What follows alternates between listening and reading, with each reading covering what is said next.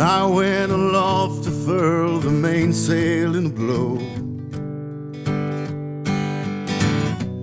When the yards broke off, they said that I got killed, but I'm living still.